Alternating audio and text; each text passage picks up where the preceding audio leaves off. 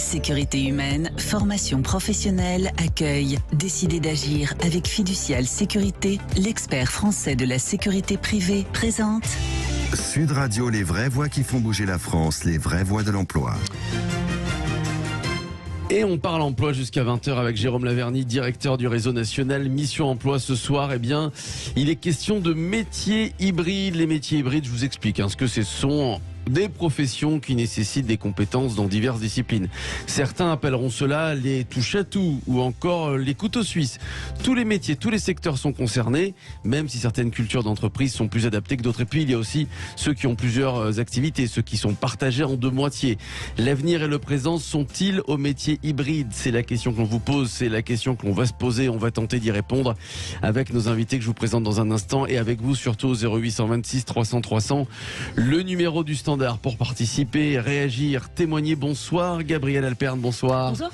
Bonsoir à vous, docteur en philosophie, auteur de Tous Centaures, éloge de l'hybridation. C'est aux éditions Le Pommier. Thierry Papin est avec nous. Thierry Papin, agent immobilier, propriétaire d'un gîte. Bonsoir. Bonsoir Thierry, il va nous rejoindre dans quelques minutes. Et puis Jérôme Laverny, que je vous ai présenté. Tiens, quelques mots d'introduction Jérôme pour commencer sur l'hybridation des métiers à travers ce livre de Gabriel Alperne. Tous Centaures. Oui, ce livre que je monte et que j'invite nos éditeurs à lire mais se précipiter. Alors la version BD et la version livre. Ouais. Voilà. Pour ceux qui veulent les images, il y a le livre aussi. Voilà. Le concept est passionnant et vient dans la continuité d'un lieu commun aujourd'hui en fait, que d'autres philosophes bien sûr ont commenté de très nombreuses fois, à savoir l'éclatement des systèmes, qu'ils soient religieux, idéologiques, et avec les systèmes religieux idéologiques, les carcans dans lesquels étaient s'enfermaient un certain nombre de personnes. Jérôme Fourquet d'ailleurs l'a démontré dans un ouvrage sociologique, lui pour le coup l'archipel français, et puis toujours le même Jérôme Fourquet avec Jean-Laurent Casselli qu'on a accueilli récemment dans La France sous nos yeux, dit aussi combien ça bouge dans tous les sens, et ça bouge non pas tant seulement dans le secteur de l'emploi bien sûr, mais de manière générale la culture, les pratiques quotidiennes, amicales, amoureuses, etc., etc. En somme, si on ramène ça aussi à l'emploi, ça signifie entre autres choses, parce que les conséquences sont très nombreuses, et puis les pistes qui s'ouvrent grâce à ce sur quoi Gabriel Alperne a mis le doigt, cette hybridation qu'il va falloir qu'on définisse et qu'on précise.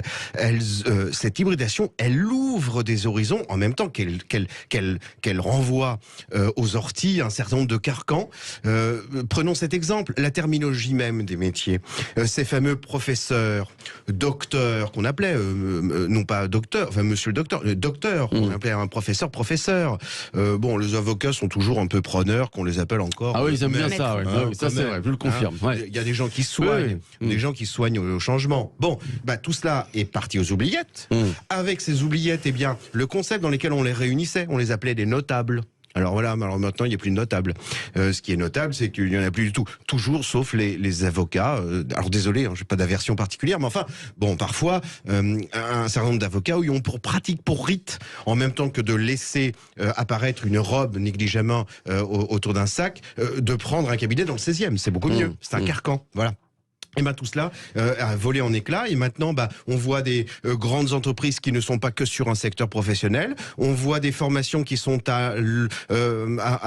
avec des passerelles très nombreuses. On voit des entreprises se poser la question du bien-être au travail, si déjà le bien-être à la maison était assuré notamment par des rémunérations confortables, une juste politesse dans les échanges professionnels, ce serait déjà pas mal. Mais le fait même de se poser la question dit combien les choses bougent, les choses changent. Et Gabriel Alperne a mis à nu, a posé le doigt sur quelque chose que la Covid a évidemment fait encore, a accéléré encore davantage, cette fameuse hybridation. Mais là, pour le coup, c'est pas à moi de la définir, c'est à elle de nous la préciser. Alors, on salue Thierry Papin qui est bien là. Voilà, bonsoir Thierry. Bonsoir. Voilà, agent immobilier, propriétaire d'un gîte. Je reviens vers vous dans quelques instants, Thierry.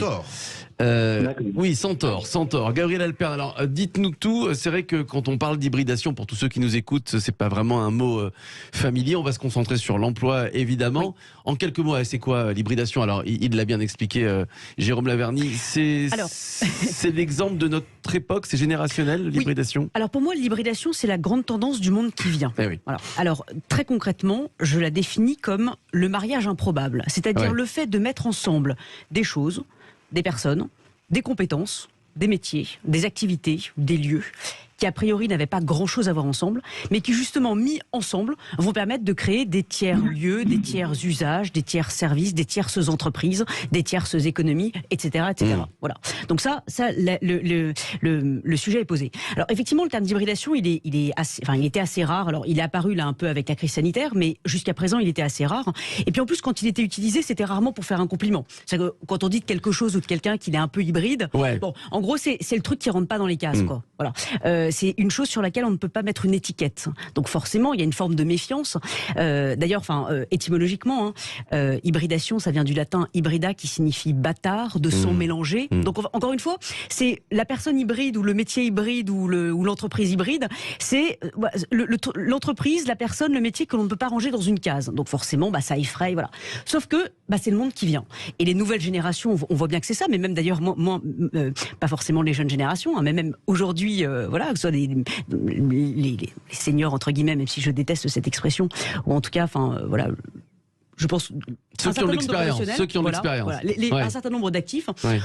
Je pense, sont tous confrontés à ce sujet-là de l'hybridation, voilà, des compétences, des métiers. Alors pour revenir à l'emploi, c'est vrai que beaucoup de la jeune génération, quand on leur demande quel métier ils font, ils sont incapables de mettre un nom sur leur métier. Alors souvent ils disent je suis dans la com, je suis dans le marketing, mais incapables de donner un nom de métier.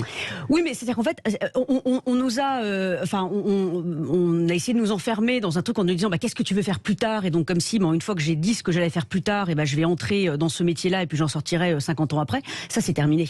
Et aujourd'hui, je veux dire, nous les jeunes, nous voulons être pendant 3 ans pilote de ligne, et puis après maraîcher ou éleveur, et puis 5 ans après faire autre chose. Et même, on veut faire même plusieurs choses en même temps. On veut avoir 1000 vies en une.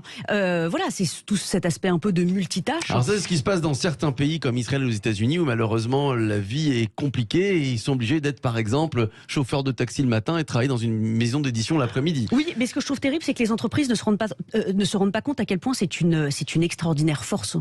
Et le fait d'avoir un pied dans plusieurs mondes, dans plusieurs métiers, et avoir justement différents socles de compétences qui a priori n'ont peut-être pas grand-chose à voir ensemble, pâtissier ou chauffeur de taxi, ou pâtissier et chauffeur de taxi.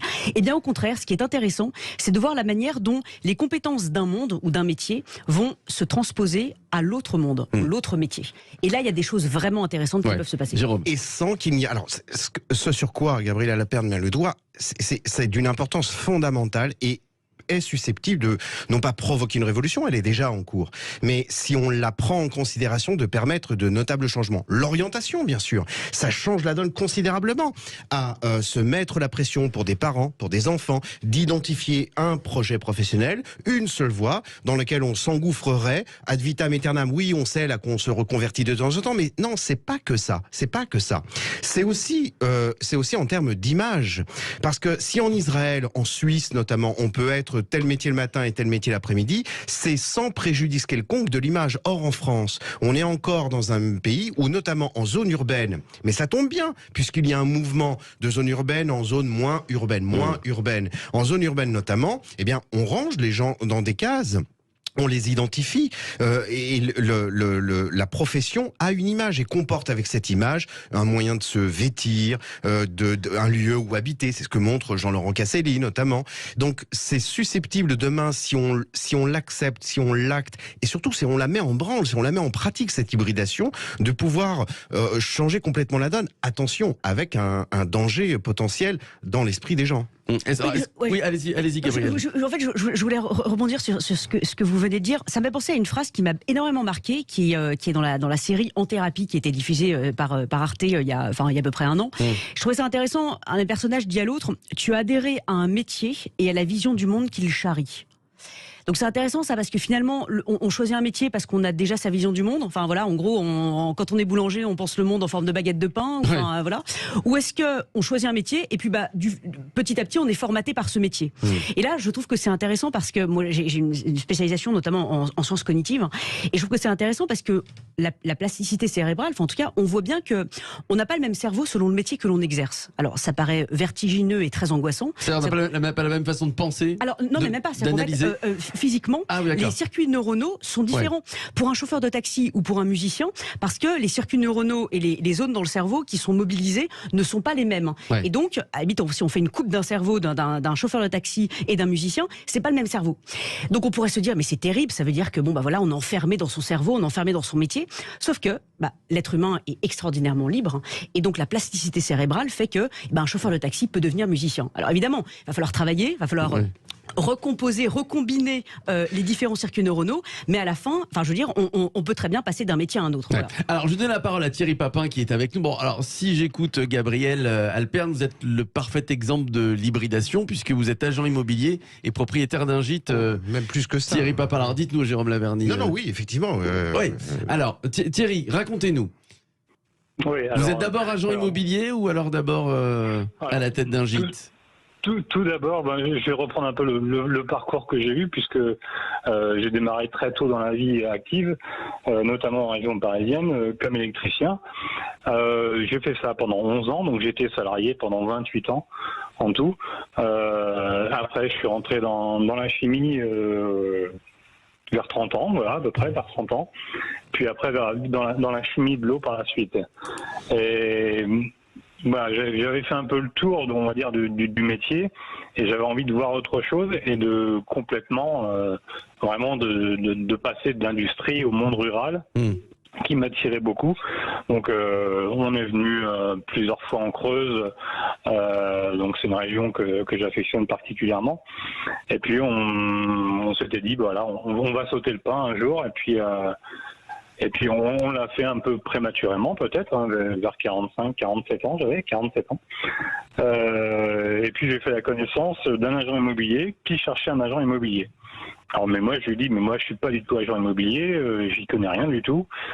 Et il m'a dit, vous inquiétez pas, je vais vous former. Et puis il m'a appris finalement pendant 6 mois, on va dire, une formation quand même assez lourde, du viager, c'est pas n'importe quoi, c'est pas de l'immobilier, on va dire, traditionnel.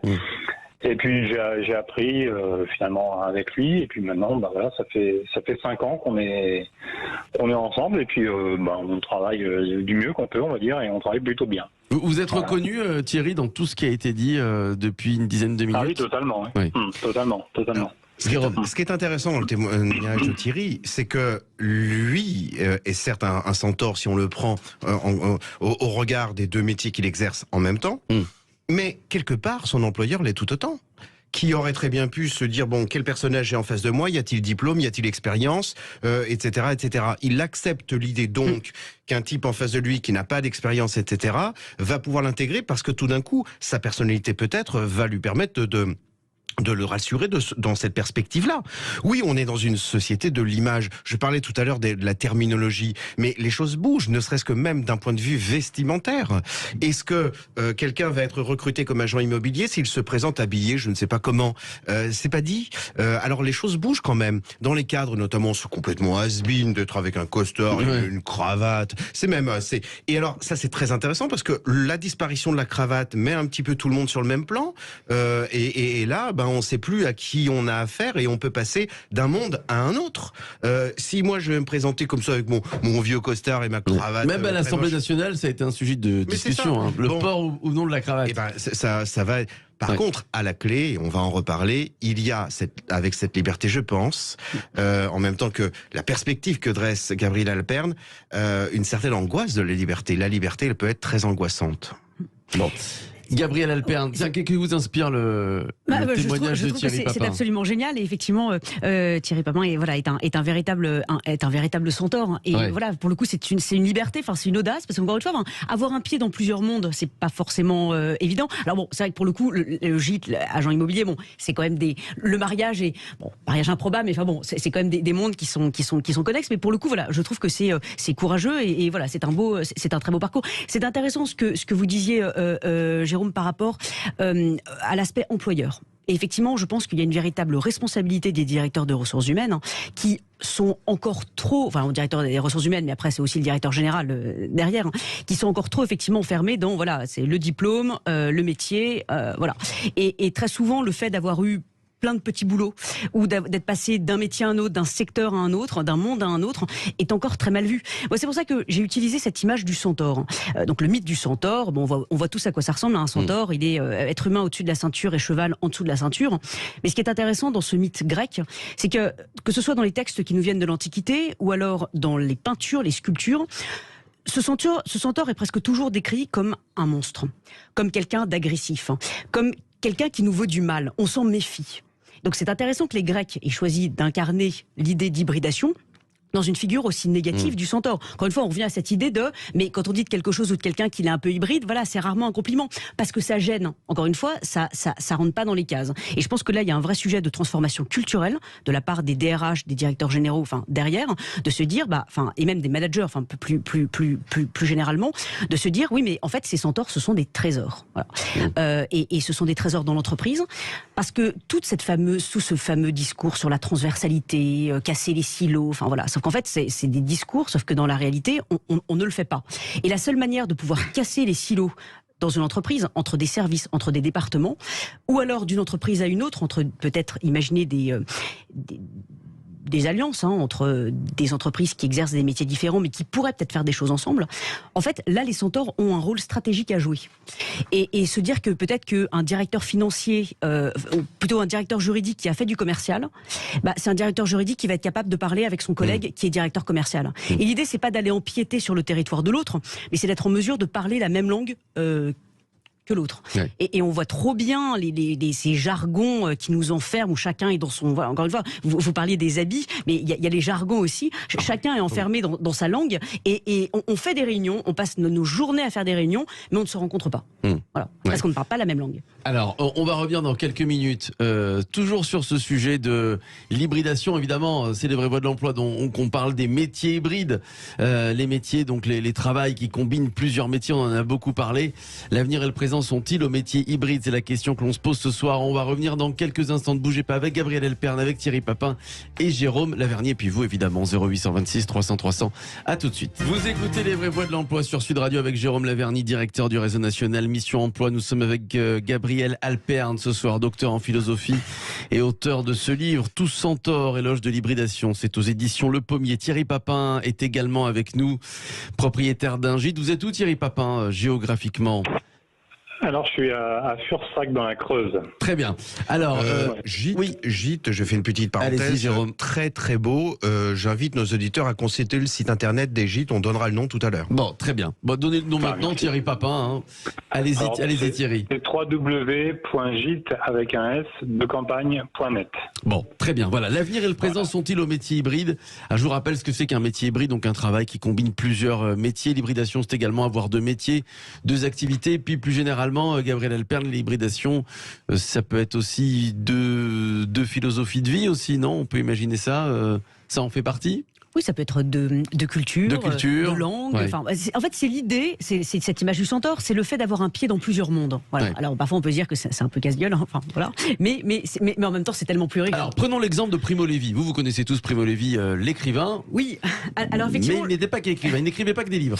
Exactement. Bon, alors, on connaît surtout Primo Levi comme auteur du livre Si c'est un homme. Oui. Parallèlement à ça, il était docteur en chimie et donc chimiste. Et donc il a travaillé d'abord en tant que salarié, puis après en tant que directeur général d'une entreprise de peinture.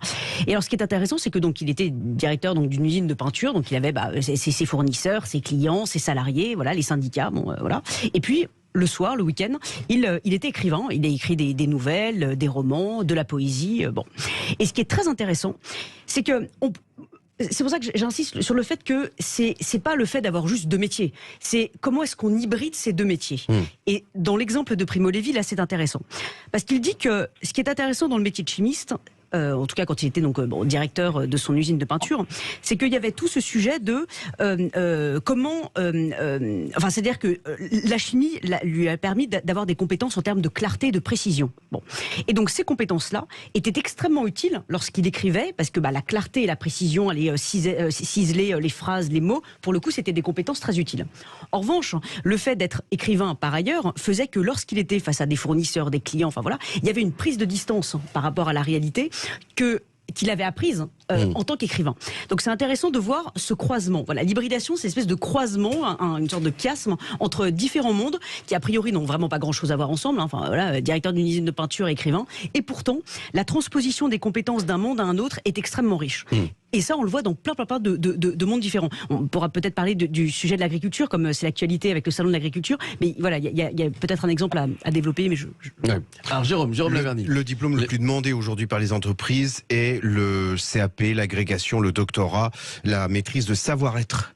Et en fait, ça veut tellement rien dire que ça permet et ça ouvre tout le champ des possibles. Or, c'est vieux comme Montaigne, chapitre 1 du livre 2 de l'inconstance de l'être. En fait, on peut tous passer et en même temps, parfois de façon concomitante. Mais en même temps, cette espèce de polyvalence de l'être, elle est super angoissante parce que c'est vachement plus rassurant de savoir qu'on est dans une case, qu'on s'habille comme ceci, qu'on ne va qu'à tel endroit. Mais cette liberté, en même temps qu'angoissante, elle est aussi passionnante parce qu'elle ouvre des horizons. Rappelons-nous qu'on a accueilli à cette antenne Guillaume Richard, PDG du groupe Wicker, qui a un siège d'une multinationale au Mans. Il y a 50 ans, le siège d'une multinationale, c'est la Défense, quoi. C'est Paris, un type qui se veut PDG. Ben non, le type reste au Mans et point barre. Alors, mais le signal qui est assez fort parce que effectivement, on vit dans 2 mondes, celui d'une multinationale et celui, alors pas rural. Le Mans, c'est pas une ville rurale, mais enfin quand même, c'est un autre contexte et ça ouvre le champ des possibles. Alors, est-ce que dans une quinzaine d'années, on vous parliez tout à l'heure de notre culture en France, ces chefs d'entreprise qui encore mettaient ses salariés dans des cases, qui regardaient la formation sur le CV, qui peut-être ne voyaient pas d'un très bon œil si le salarié avait une autre expérience qui n'avait rien à voir avec celle de l'entreprise. Est-ce que ça va changer d'ici une quinzaine d'années totalement avec la génération qui arrive? On peut l'appeler la génération hybride? On pourrait l'appeler la génération hybride? Alors, en fait, ce qui me gêne avec cette idée-là, c'est que évidemment, les générations qui viennent seront totalement hybride. Ouais. Mais du coup, c'est comme si on se disait que tous les autres avant ne le sont pas. Alors que je pense qu'au contraire, ils ne le sont pas parce qu'on ne leur a pas permis de l'être. Et encore, il y a plein de contre-exemples, puisqu'il y a plein de gens qui... Bon. Donc pour le coup, je dirais que l'hybridation est le propre du monde qui vient et ça va toucher toutes les générations. Voilà, donc ça c'est une chose. J'ai envie de prendre un exemple extrêmement concret. On a vu, on voit apparaître un certain nombre, par exemple, de cuisiniers qui ont leur propre potager, voire qui élèvent eux-mêmes les animaux qu'ils... donc il y a une espèce de cuisinier maraîcher ou cuisinier éleveur qui est en train de venir. Mais à l'inverse, ce qui est très intéressant, c'est que comme complément de revenus agricoles, on voit qu'il y a peut-être un certain nombre d'éleveurs ou de maraîchers qui, eux, sont en train de penser gîte, ouverture de restaurant, voilà. Donc c'est intéressant de voir que c'est un peu dans les 2 sens. Et de la même manière, j'ai exploré ça justement dans les métiers de l'agriculture, c'est intéressant de voir que tous ces néo-agriculteurs qui avaient des métiers avant, directeur du marketing, product owner dans une start-up, que sais-je, et qui arrivent dans ces métiers agricoles, c'est très intéressant de voir la manière dont les compétences du monde d'avant viennent se transposer à leur métier actuel, et pour le coup ça réinvente complètement la case maraîcher ou la case éleveur. Donc ça c'est très très intéressant ce qui est en train de se passer, on le voit vraiment à l'œuvre. Alors Thierry Papin justement, qu'est-ce que votre ancienne vie, en quoi votre ancienne vie vous sert dans votre nouvelle vie, Thierry Papin? Alors moi, finalement, j'ai eu l'impression d'avoir eu plusieurs vies professionnelles et enrichissantes à chaque période de ma vie qui ont duré pratiquement une dizaine d'années professionnellement, où je recommençais pratiquement tout de zéro, on va dire. L'électricité, je sortais de l'école. La chimie, j'ai appris sur le tas. L'agent immobilier, j'ai appris sur le tas. Les gîtes, je suis arrivé, on a acheté la propriété, finalement, il y avait déjà un carnet client qui était là, donc on a débarqué avec les camionnettes de déménagement dans la maison à côté. Voilà, tout était déjà préétabli, on va dire. Mais il a fallu s'adapter très vite et puis réagir et percuter pour l'année suivante, finalement. Donc moi, ça n'a été que enrichissant tout au long de ma vie, tous ces morceaux de vie, on va dire. J'espère que ça durera encore longtemps. Jérôme Laverny. Mais vous aviez raison, le mouvement, ça y est engagé. C'est un véritable ouragan sur lequel met le doigt Gabriel Alpern. Prenons cet exemple-là. On vit encore dans une époque où on parle de métiers manuels. Ce qui laisserait entendre qu'il y ait de l'autre côté de la barrière des métiers intellectuels. Ouais. Et là, patatras, non, pas du tout. On a accueilli sur ce même plateau un prévôt des Compagnons du Devoir qui, quoique manuel, exerce le métier. C'est même pas la question de savoir s'il est intellectuel ou pas. C'est fini, ces frontières-là. Et les exemples, Primo Levi donc en fait partie, sans doute, et il y en a d'autres, démontrent que il n'y a pas cette frontière à établir, qui établit des carcans, qui a séparé des gens, séparé des familles, séparé des villages, mais que les gens peuvent par eux-mêmes basculer d'un monde à un autre. On n'est pas simplement que manuel ou que simplement intellectuel. Moi, je suis incapable intellectuellement de faire certains actes manuels, pas simplement manuels parce que je suis absolument nul, mais c'est intellectuellement aussi. Et donc il faut faire basculer cette frontière-là, la faire éclater cette frontière-là. C'est la seule condition qu'on pourra redorer le blason de ce que l'on appelle encore aujourd'hui les métiers manuels. Pour faire un plat, il faut avoir cette intelligence-là, non pas tant seulement de la mémoire des aliments qu'il faut y mettre, mais aussi du goût des gens à qui on va l'apporter, du décor et de l'harmonie avec lesquels il va falloir les mener, de la gestion du restaurant dans lequel on va servir ce même plat. Au diable et aux orties, les métiers manuels. Les vieux couvents l'avaient mis en place. La règle de Saint-Benoît disait bien, oui, il faut faire un métier intellectuel d'un côté, et puis il faut aussi travailler manuellement. Donc aux orties les métiers manuels, et avec ces orties, la possibilité pour nous, d'être en même temps que plusieurs, beaucoup plus riches. Ouais. Gabriel Alpern, c'est vrai qu'il parlait des métiers intellectuels et manuels. On sent vraiment qu'il y a vraiment une frontière entre ceux qui font un travail manuel et ceux, moi aussi j'aime pas ce mot, intellectuel, mais ceux qui ne font pas de travail manuel, et que l'un ne peut pas aller dans la frontière ou dans le territoire de l'autre. Oui, mais c'est de la même manière comme on sépare le corps et l'esprit. Enfin, c'est complètement ridicule, et on sait bien que les deux sont de toute façon intimement liés. Et enfin voilà, quand on sobbatise un problème, ou enfin voilà, on voit bien que notre cerveau et notre esprit et notre âme et notre corps sont ça va changer, ça, intimement liés. Pareil dans les années à venir. Évidemment. Ouais. Et pour le coup, ça n'aura plus lieu d'être. J'ai beaucoup travaillé justement sur cette notion d'artisanat. Et enfin voilà, cette question de l'intelligence de la main. Et enfin voilà, donc pour le coup, toutes ces frontières, c'est ce que je remets en question à travers cette idée d'hybridation. Voilà, c'est cette idée de frontière, cette idée de case, en fait, qui crée des silos, qui crée des fractures, dans la société et entre les individus. Et il faut arrêter avec ça, parce que je pense qu'il y a des choses beaucoup plus intéressantes qui nous attendent. Qu'est-ce qui a été à l'origine de votre intérêt pour comment vous avez senti ça? Pourquoi vous avez été dans cette veine-là? En quelques secondes, Gabriel Alpern, parce qu'on a un petit peu pris par le temps. Très vite. En fait, moi j'ai fait ma thèse de philosophie sur le sujet, parce qu'au début, quand j'ai commencé ma thèse, j'ai senti qu'il y avait plein de signaux faibles dans notre monde, dans notre vie quotidienne, des signaux faibles d'hybridation. Voilà, notre téléphone, c'est plus seulement un téléphone, c'est un scanner, c'est une radio, c'est une télévision. Bon, les lieux, il y a des commerces qui sont plus que des commerces, mais il y a une exposition de peinture dedans. Voilà, bon, de l'hybridation, on peut pas. Les cuisiniers maraîchers, voilà. Donc des signaux faibles d'hybridation, et je me suis dit, là il y a un truc. Voilà, c'est la grande tendance du monde qui vient. Donc il va falloir que j'apprenne à la décrypter, comprendre pourquoi est-ce que ça nous angoisse, pourquoi ça nous déstabilise, mais surtout essayer de montrer que c'est une chance.